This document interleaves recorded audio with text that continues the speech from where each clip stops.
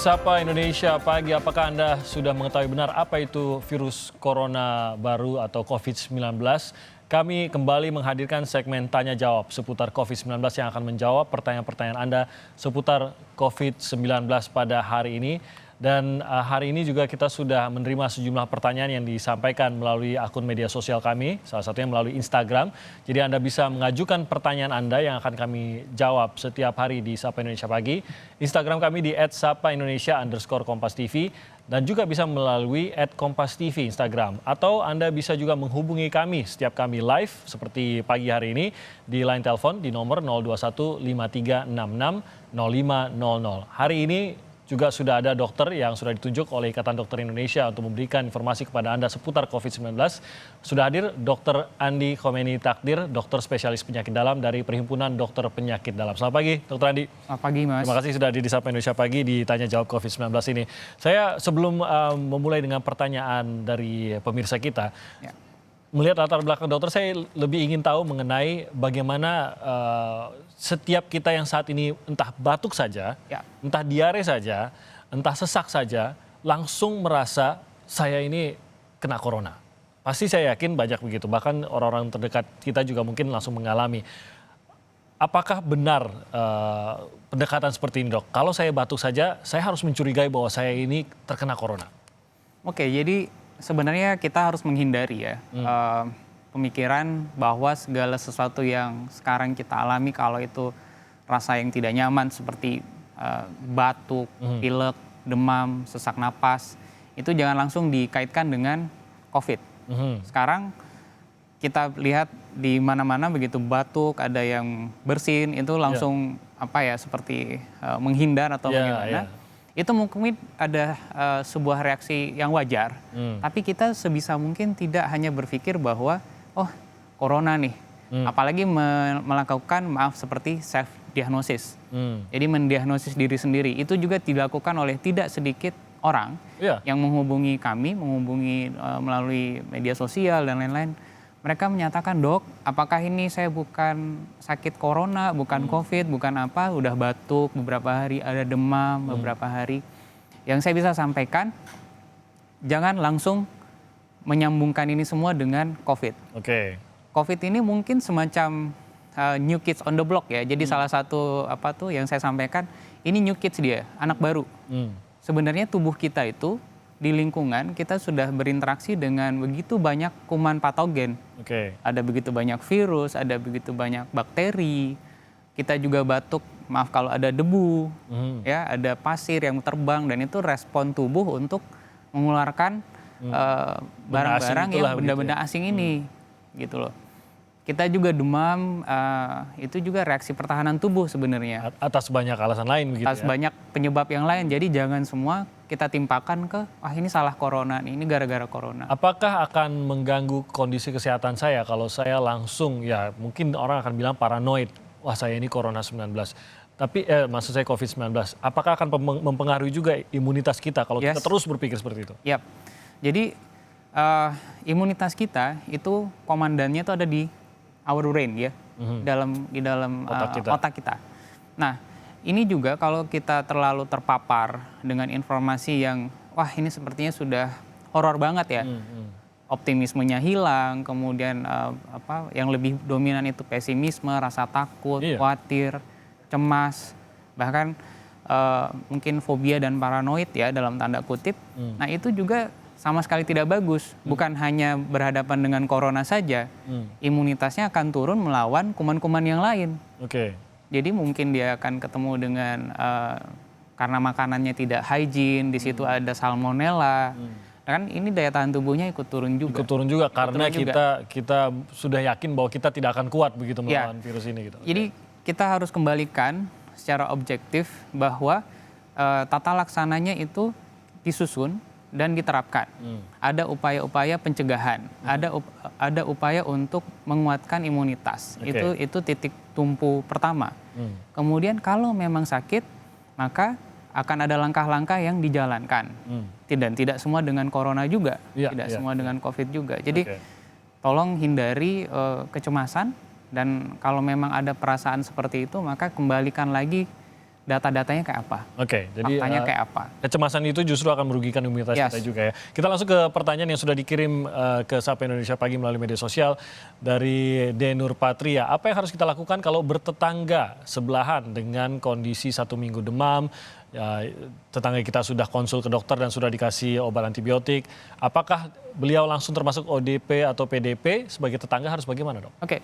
Jadi sebagai tetangga tetap harus baik dan ramah tamah, itu poin penting. Dan alhamdulillahnya di Indonesia itu sebagian besar tetap akrab dengan tetangga. Tapi bukan berarti mendatangi dan Ya, salaman juga tapi begitu ya? bukan berarti kita menjadi secara fisikal ada kedekatan ya. Ya.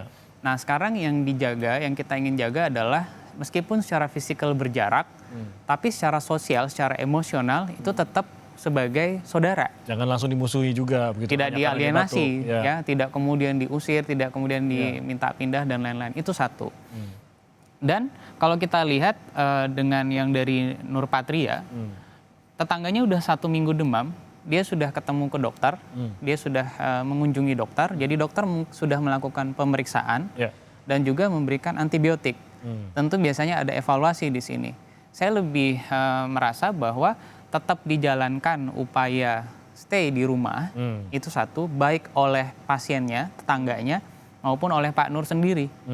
Ya kan? Karena memang ini adalah kondisi wabah, jadi bukan kondisi normal. Oke, kalau dulu tetangga flu mungkin kita anterin sup. Iya, kita anterin sup. Kali ini Nah, mungkin kalau ada sekarang mungkin sup diantar tapi tidak langsung bersentuhan gitu loh. ya, Tetap ada jarak. Drop aja misalnya. Di-drop aja Jadi gitu. keramahan itu tetap ada tapi Yes. tidak, ya tetap ada extra measures-nya itu, tidak perlu sampai datang bertemu muka langsung bersalaman, tapi tidak ada yang harus dikhawatirkan kalau tetangga kita dalam kondisi batuk. Dan lagi-lagi ini nggak boleh kita generalisir bahwa semuanya corona. Jadi kalau sakit demam, oh corona, oh ini PBP, oh ini ODP dan lain-lain. Tapi ya kita kembalikan bahwa ada begitu banyak kuman, ada begitu banyak penyakit sebenarnya, dan corona ini hanya salah satu dari sekian kuman itu. Jalankan saja isolasi diri dan social distancing-nya ya. Oke, kita lanjut ke pertanyaan berikutnya. Ini dari Maregalo _13. Seandainya saya terjangkit corona, tapi saya nggak tahu dan mengira itu cuma influenza biasa. Apakah dengan minum obat influenza biasa saya bisa sembuh dengan sendirinya atau memungkinkan tetap akan parah? Oke, jadi ada 2 persoalan di pertanyaan dari Maregalo ini ya. Pertama, seandainya dia terjangkit corona, dan kita berharap itu tidak. Ya. Dan yang kedua adalah karena tidak tahu dan karena kita tidak tahu apakah kita bisa potensial menularkan atau malah potensial tertulari kalau kita berinteraksi dengan siapapun sekarang, maka tetap ada upaya lagi-lagi physical distancing. Seperti yang kita lakukan sekarang, Mas Timothy. Nah, influenza biasa itu beda sama corona. Corona ini belum punya obat yang definitif. Bahwa ada yang diriset, ada yang diajukan seperti diumumkan kloroquine, ada favipiravir dan lain-lain, itu juga masih terus dikumpulkan data-datanya dan belum merupakan rekomendasi final, belum. Nah, jadi dia nggak akan sembuh dengan sendirinya kalau dia minum obat influenza biasa. Sekarang yang kita andalkan adalah suportif, cairan, nutrisi yang adekuat, bagaimana daya tahan orang itu menjadi lebih bagus, supaya tentara di dalam tubuh dia bisa ngatasin kuman-kuman termasuk si corona kalau memang terpapar. Jadi karena belum ada obatnya bukan berarti tidak bisa sembuh, intinya begitu kan. Tapi tubuh kita yang menyembuhkan, apakah benar kesimpulan itu? Obat definitifnya belum ada. Bahwa ada beberapa yang diajukan kandidat, iya, dan diteliti. Tapi sekarang kita mengandalkan daya tahan tubuh kita sendiri. Kalau memang sudah kena kuman corona, virus corona di dalam tubuh, maka tubuh kita akan punya tentara dia, sel darah putih kita ya, leukositnya. Ada sel B, ada sel T, ada makrofag, ada banyak lagi item-item di dalam badan kita. Nah, sel-sel inilah yang nanti dia lihat, oh ada kuman nih, ya kita hajar. Nah itu kira-kira analoginya. Jadi tetap meminum obat influenza kah atau bagaimana? Mungkin hanya untuk simptom barangkali. Kalau demam, minum paracetamol ya. Kalau dia flu, ada obat flu biasa yang over the counter, itu biasa dilakukan oleh masyarakat kita dan tetap kita awasi. Bisakah kalau karena kita seperti Maregalo ini, katakan dia flu atau katakan ada batuknya begitu, akhirnya dia meminum obat yang biasa dia minum kalau dia flu dan batuk sebelum COVID-19 ini, lalu menuju sembuh begitu. Apa artinya ini? Apakah berarti dia tidak corona atau apa? Bisa berarti dua, daya tahan tubuhnya tentu berhasil mengcounter kuman yang masuk. Oke. Itu satu, dan kita nggak tahu itu kuman apa. Oke. It could be cough, bisa juga kuman yang lain. Oke. Nah, setelah dia rasa membaik, obat mungkin bisa dilanjutkan. Bahkan kalau udah gejalanya hilang sama sekali, obat yang over the counter itu bisa dihentikan. Oke. Tapi tidak, karena ini situasinya wabah, maka tetap berusaha untuk seminimal mungkin berinteraksi dengan orang lain di luar rumah. Oke. Tetap dijalankan. Jadi bisa saja sembuh seperti sebelum COVID-19 ini ramai, sembuh seperti flu-flu biasa Iya, kita seperti dulu. biasa. Tapi tetap ada kekhususan di social distancing dan Iya. isolasi diri itu tadi ya? Iya. Oke, termasuk dengan keluarga di rumah sendiri? Termasuk dengan keluarga sendiri. Oke, untuk tetap menjaga jarak ya. Kita ke pertanyaan berikutnya. Ini dari Tri Puji Rahayu. Kalau virus COVID-19 mengenai mata, apakah ada gejala awal juga dengan mata kita, misalkan gatal atau merah? Iya, jadi basicnya COVID ini adalah dia sebuah virus dan dia akan masuk ke reseptor. Jadi kalau ada protein dan dia ada reseptor itu. Oke. COVID ini reseptor terbanyaknya itu di paru-paru Oke. dan beberapa organ yang lain. Tapi ada laporan dari American Ophthalmology Association, jadi asosiasi dokter mata di Amerika yang menemukan bahwa ada sebagian pasien itu mengalami gangguan di mata karena ada riwayat kontak. Jadi misalnya setelah kita menyentuh tombol lift atau pegangan pintu yang sebelumnya ada droplet dengan coronavirus di situ, kemudian mungkin dia tanpa sengaja Ngucek mata lah. ngucek mata, nah itu bisa ada infeksi corona yang masuk melalui matanya Dan tampak di matanya? dan merah. Oh, oke. Ada konjungtivitis, ada beberapa gejala-gejala yang tampak dan salah satunya peradangan ringan di mata. Kalau misalkan itu terjadi pada kita, apa yang harus kita lakukan? Karena mungkin kita mengucek mata saja tanpa virus apapun tetap akan merah kan mata kita Iya. ini. Mungkin tidak lama gitu. Apa yang harus saya lakukan? Apakah, ya kembali lagi, saran kita kan jangan langsung menuduh Iya. COVID-19 juga kan gitu. Karena bisa saja ada partikel yang lain, ada virus, ada kuman yang lain yang iritan terhadap mata. Jadi kita akan kembalikan lagi situasinya. Coba diamati beberapa jam.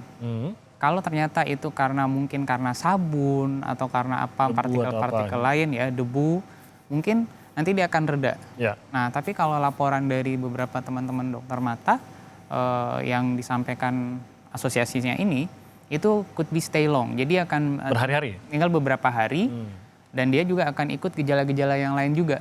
Jadi bukan hanya ini, tapi akan ada batuk, pilek, demam, Oke. dan itu akan diperiksa, diswab, diambil sedikit Cairan ya? cairan untuk kemudian dilakukan PCR. Oke, jadi ada follow up-nya dalam beberapa hari, kondisinya Ya. memburuk lah begitu, Ya. termasuk menular ke area lain dalam tubuh gitu ya. Oke, Dok, kita akan lanjutkan usai jeda berikut ini. Dan usai jeda kami akan menerima telepon dari Anda yang memiliki pertanyaan seputar virus corona dan COVID-19. Usai jeda.